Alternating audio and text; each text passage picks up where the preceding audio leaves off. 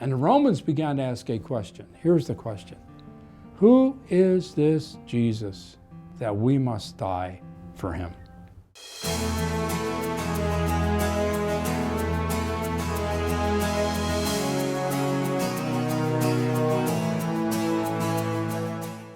Who is this Jesus that we must die for him?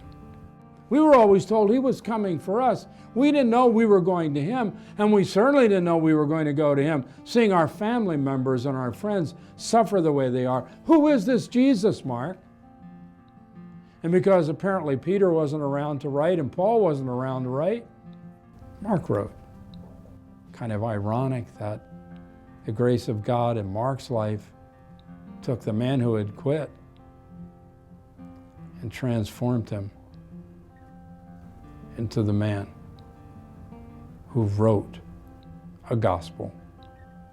The shortest of the good news, only 16 chapters, written in that, I think, precise and concise way, perhaps because of Mark's style, perhaps because of his temperament, but maybe because of his time. He didn't know how long he was going to have, and he needed to answer that question. He wanted to call the Romans to understand so they would not deny the Lord.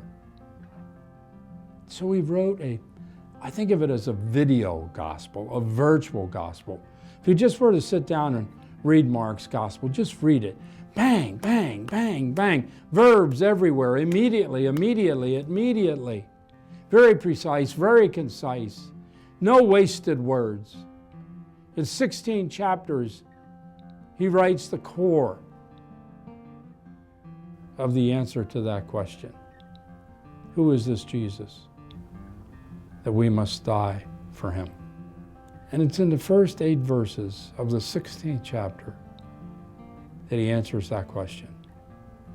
Come with me to Mark 16, verses 1 through 8.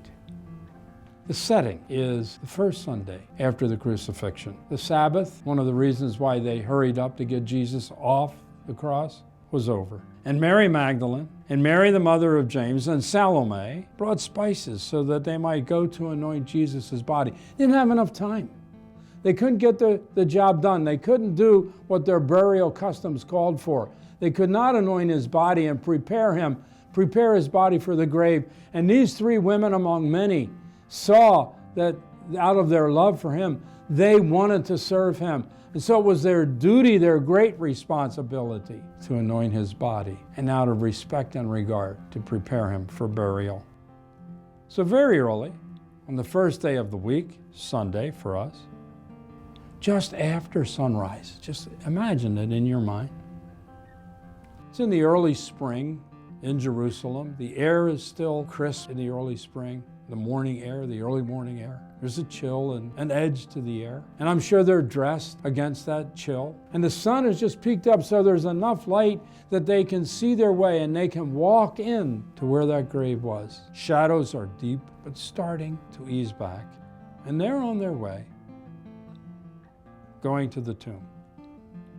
And as they were talking together, they asked each other, who will roll the stone away from the entrance of the tomb? You see, they knew that a stone had been placed there. They also knew that the Roman soldiers had placed the stone there. And they realized, whoa, there is no way that we women can move this stone. We're going to have to find somebody to help us. Who can we find? That was a big issue for them. But when they got toward the grave, they looked up to where it was. They saw that the stone, which was very large, had already been rolled away. So with great gratitude, they made their way right into the tomb. But as they entered, they saw a young man dressed in a white robe, sitting on the right side. And they were alarmed. They were frightened. What is somebody doing sitting in a tomb? People don't sit in tombs. And one of the things you have to understand is this, that ancient tombs in Israel, especially one that was made for a rich man like Joseph of Arimathea, who loaned his tomb to Jesus, ancient tombs in Israel had 2 rooms. There was an outer room, sort of an entry way. And then as you walked in, over on the side, there would be, right over in here, there would be the burial chamber. There would be a ledge carved out from the wall, and the body would be placed on that burial chamber. And so they're going in because the tomb is open. They want to get about what they're supposed to be doing. It's something they want to do, but it's so painful. They just want to get it taken care of. And as they go in, they're startled because there's a man dressed in a white robe sitting on the side, young man. Don't be alarmed, he said, verse 6. You are looking for Jesus the Nazarene who was crucified. He is risen. He is not here. See the place where they laid him. Look, there's the shelf. You know how these tombs work. There's the shelf. He's not here. What we do know is that the linen that was wrapped around him and the headscarf was there, was all neatly put in place.